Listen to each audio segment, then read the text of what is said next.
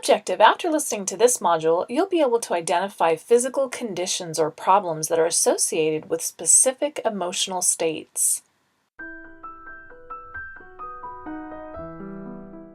Psychosomatic disease. True or false? It's possible for someone to actually become blind because of stress and anxiety when absolutely nothing is wrong with their eyes.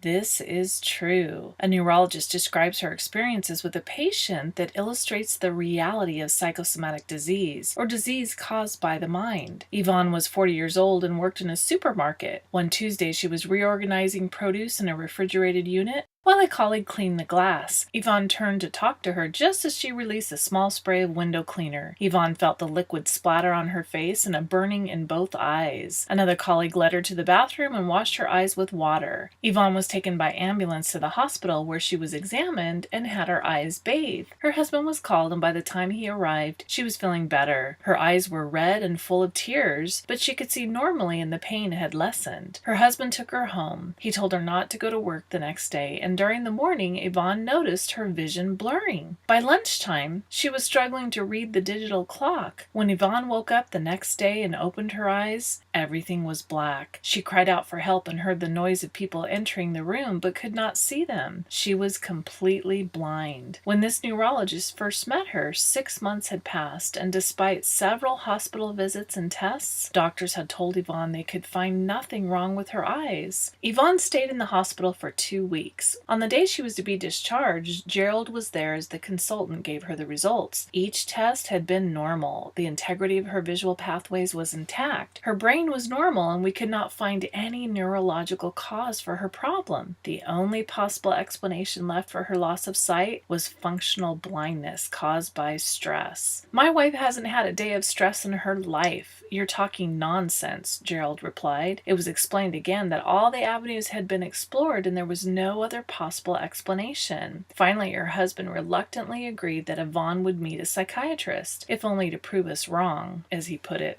It was discovered that Yvonne's husband was domineering and controlling, and there were significant problems in their marriage. After receiving several months of therapy, Yvonne's eyesight came back. The neurologist says that one of the greatest challenges for most doctors is the struggle to believe in the truly subconscious nature of their patients' psychosomatic symptoms. Pierre Janet, a French philosopher and psychologist in the late 19th century, was pivotal in the development of what we call the subconscious. He described consciousness as those sensory experiences and thoughts of which we are actively aware, whereas our subconscious is a place to store information not immediately available to the conscious mind. Janet thought our consciousness could expand and contract and choose what we perceived and what we ignored. There are examples of this in everyday life. Looking for a friend in a crowd, for example. They are right in front of you, waving, but somehow you look right past them. "You must have seen me," they say afterwards. "You looked right at me."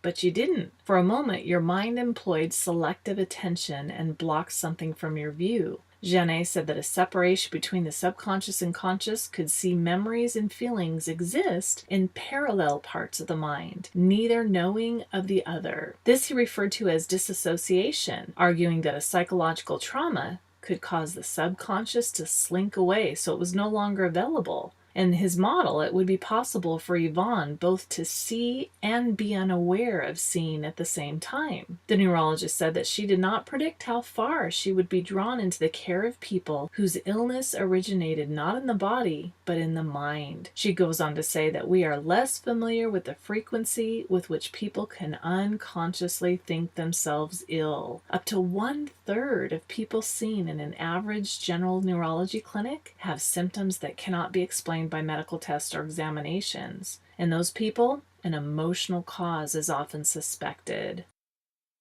There is a very strong mind-body connection. In other words, our mind can be incredibly powerful in terms of its ability to affect our body. Another example of psychosomatic disease is the fact that specific thoughts can cause specific physical ailments. Psychosomatic disease experts found that patients in a mental ward had some specific physical ailments that correlated to specific emotional states. For example, those who wanted to end a situation or get rid of somebody or something had problems with diarrhea. People who were determined to persevere through some problem experienced constipation.